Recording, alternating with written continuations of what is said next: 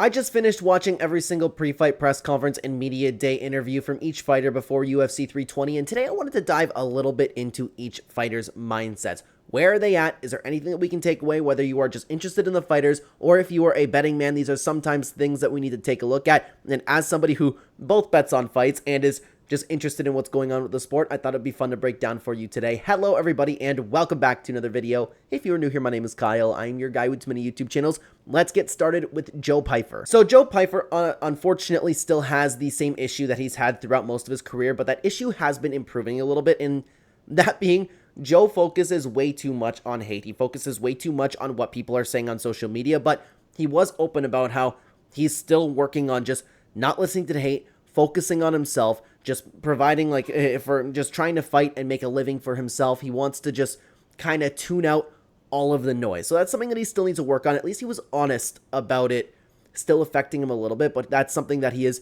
still working on. It's a little difficult because you would think that Joe would get it at this point, but it's also been shown that none of that has affected Joe Pyfer's fighting ability in the past, or at least it didn't seem like it. Could you imagine if all this time Joe Pyfer, he's been starching people and he was like bothered by everything? He was sitting in the octagon thinking like, ooh, wonder what these fans are thinking of me right now. F these guys, you know, like that'd be really funny. But in all seriousness, it hasn't seemed to affect any of Joe Pyfer's performances. The only other thing that I wanted to talk about was the opponent in Abus Magomedov. He was very honest about the dangers of Abus Magomedov. He understands what a threat that Abus Magomedov is to Joe Pyfer and how good of a contender that he is. All in all, though, Joe Pyfer does seem to be in pretty good spirits for this bout. It's a little bit more of the same that you get from Joe Pyfer, and my takeaway is I'm feeling good about Joe Pyfer as usual. But now let's talk about Josh Emmett a little bit. And I've particularly been very, very interested in Josh Emmett. As somebody who's never really been all that interested in Josh Emmett, I'm very interested in how he's going to show up. And I talked about this in my betting guide, full card breakdown, on the fact that he is working so closely with TJ Dillashaw, who is going to be, who is his head coach for this bout coming into his next UFC fight over here. I'm interested in how he's going to show up. He was very open, and he was open before this media day interview that he is in by far the best shape of his life. If you look at pictures of Josh Emmett, that actually does seem to be the case, and he's 40 years old, which is crazy. Either 40 or 41, like, dude should be way past his prime, but he's in the best shape of his life. He was talking about how much he was puking in workouts, how a lot of people don't want to train with TJ because they can't handle the intense workouts. He was focusing on sharpening all aspects of MMA, but Josh Emmett also was pretty honest in the sense, while he is working on all aspects of MMA, he still loves his hands. He still is always looking for that knockout. So nothing really pointed me to the fact that Josh Emmett is going to do anything else. Plus, when you're in a fight, it's difficult in general to just like get away from your tendencies a little bit, you know? If you guys have participated in MMA at all, you would know that like if you have had one style that you've been sticking with throughout your entire MMA journey or MMA career, it's very difficult to not fall back into that as fights go on. So I could see him coming into the octagon, and I could see him actually just like, okay, ooh, we're seeing some brand new footwork. He's cutting off the cage against Yusuf Zalal really good. Come the end of round one, we're seeing like the giant overhand misses that Josh Emmett usually does. At least he was honest about it though. He does know that he's always searching for the knockout, and he didn't really talk about that like that was a bad thing too. That's something to take into consideration. And make of this what you will about how much Josh Emmett is taking this serious, because he spoke about his mentality and how much he's devoted to the game. He is very close to the guys over at Team Alpha Male, and you know they have a very, to put it lightly, rocky relationship with TJ Dillashaw. He's so dedicated to getting better and wanted to train with one of the greatest UFC bantamweights of all time, someone who ran the toughest division in combat sports history, that he's probably dealing with a little bit behind the scenes. Like, he mentioned it just a little bit, and he was kind in what he said. But it's difficult for me to believe those alpha male guys wouldn't have a problem with him going over and training with TJ Dillashaw.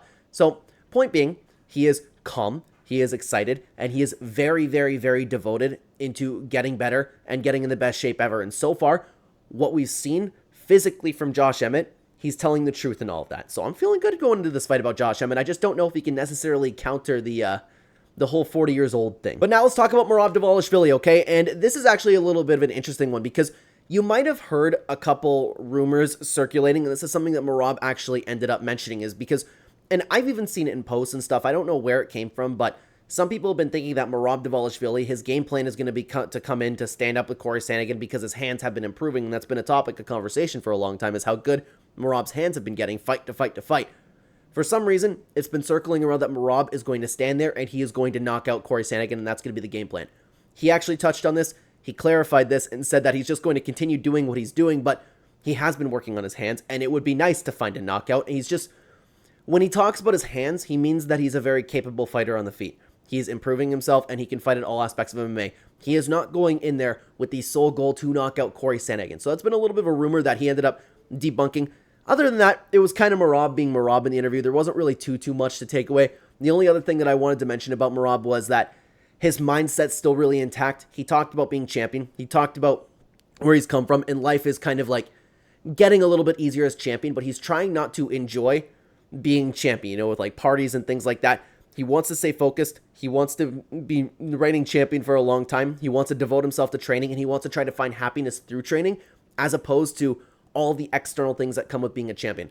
I think that's an excellent mindset to have. Merab seems like he's in a good headspace, and I'm feeling very good about him as well. But now let's talk about Magomed Ankalaev for a minute. And honestly, there's literally one thing that I wanted to mention about Magomed Ankalaev is that he is expecting a more aggressive Alex Pereira. He's going to be more aggressive himself. He doesn't expect this to go like the first one. He's going to he thinks that Alex is going to want to come in, and he's going to go for the knockout. We've seen training footage of Alex Pereira as well. You know, looking like he's going to be aggressive, but it's difficult to break down any sort of, you know, training footage because you never really know what their goal is.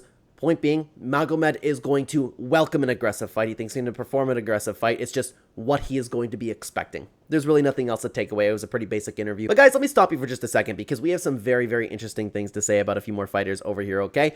Like the video if you have not already, subscribed if you have not already, and by the way, I upload daily content on multiple channels. You can check out the link tree at the top of the description, as well as the direct links to all of those channels in the description down below. I am your guy with too many YouTube channels after all. Thank you so much for listening to this little pause over here. Let's continue on. And Cory Sandhagen's a very interesting one to talk about, guys, because the guy almost has me convinced that he's going to win the fight. And if you watch the full card breakdown, if you watch the betting guide videos that I've made, I spoke about how I kind of saw, and as far as I know, nobody else has kind of seen this. Maybe I'm just looking too deep into things because I asked for some comments if anybody saw the same thing, but nobody just acknowledged it in general. I'm not saying like you have to or anything. Get my point. I was wondering if anybody else saw what I saw in his previous fight against Davis and Figueiredo, and that was like, he looked like he just had a different fire to him. He looked like that he was just majorly locked in, and no matter who was across the cage from him, he was going to get the job done.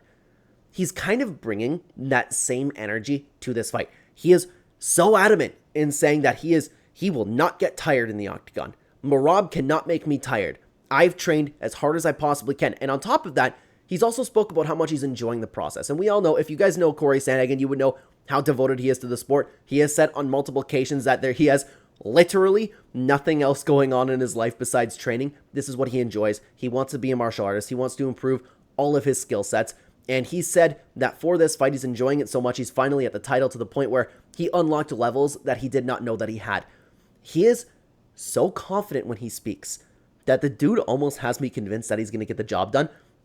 It's kind of making me want to throw a little bit of money on him, to be honest with you. But in saying that, like, I don't want to get into a breakdown, but just how can you beat Merab at this point, man? I will say, though, I do believe that Cory Sandhagen is Merab's toughest test in a long time. It was either that or Umar Nurmagomedov, but if Merab's beating guys like Petr Yan, if he's beating guys like Umar Nurmagomedov, who beat Cory Sandhagen, it's difficult. But actually, Cory did touch on that Umar Nurmagomedov fight, and he opened up about a mistake in that performance that he is not going to be making again.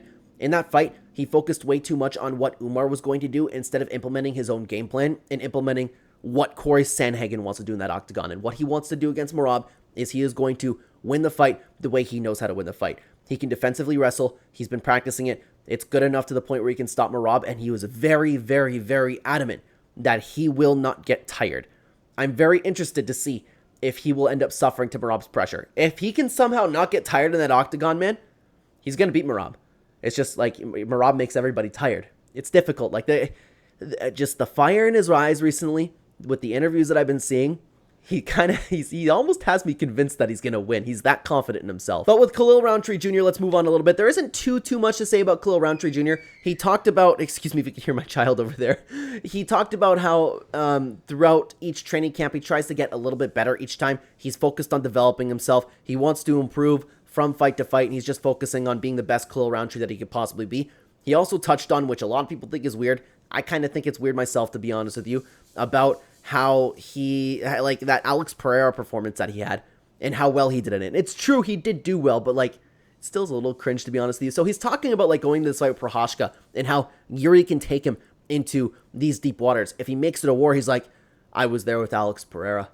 I can deal with it with Yuri Prochazka. I proved to myself what I could do in that octagon. And I'm thinking, like, you know what? I get his point, and I understand how he feels. He went through a dogfight in there. But when he says that, I can't help but look at him like, prove what? That you go down after so many shots?